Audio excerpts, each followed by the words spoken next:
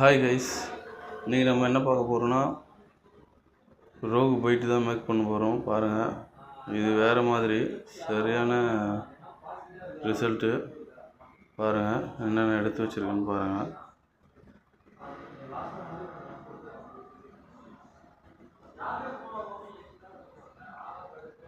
கொஞ்சமாக ரைஸு, அது கூடவே நம்ம அரிசி மாவு அப்படியே பவுட்ரு பண்ணி வச்சுருக்கோம்.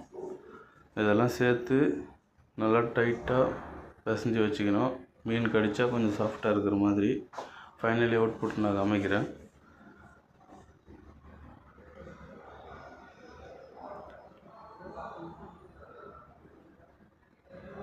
எவ்வளோக்கு எவ்வளோ நல்லா பீட் பண்ண முடியுமோ அவ்வளோ நல்லா பிசைஞ்சு எடுத்துக்கணும்.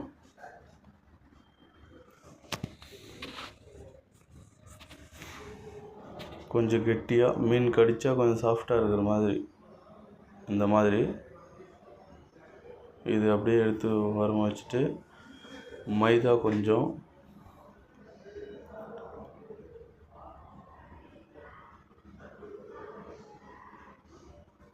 அப்புறம் மேரிகோல்டு பிஸ்கெட் பாக்கெட்டு கொஞ்சம் நம்ம மிக்சியில் போட்டு பவுட்ரு பண்ணி வச்சுருக்கோம்.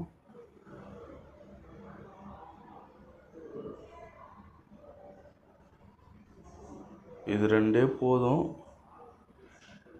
செம்மையாக ஸ்மெல் வரும்.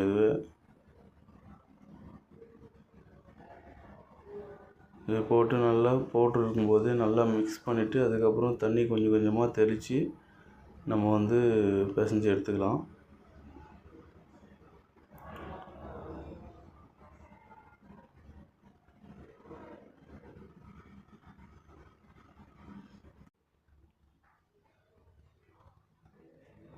ஒரே ஒரு 10 ரூபா பிஸ்கெட் பாக்கெட் வாங்கினா போதும் கைஸ்.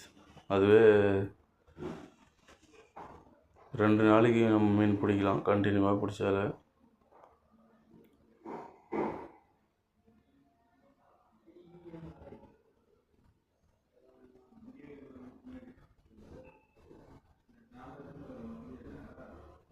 கேசரி கலரு, அந்த எசன்ஸு அந்த மாதிரிலாம் ஆட் பண்ணணும்னு அவசியமே இல்லை. தண்ணியில் நம்ம எரை போட்டதுமே அது கரைஞ்சி அது ஸ்மெல்லாக மாறினாலே போதும், மீன் எங்கே இருந்தாலும் வரும். நம்ம வீடியோ பிடிச்சிருந்தா லைக் பண்ணுங்கள், ஷேர் பண்ணுங்கள், சப்ஸ்கிரைப் பண்ணுங்கள் கைஸ். மஞ்சத்தூள் ஆப்ஷனல் தான், தேவைப்பட்டால் போட்டுங்க, இல்லைன்னா வேண்டாம். ஃபைனலி அவுட்புட்னா எப்படி இருக்குன்னு ஃபோட்டோ லாஸ்ட்டில் அப்டேட் பண்ணியிருக்கேன், பாருங்கள்.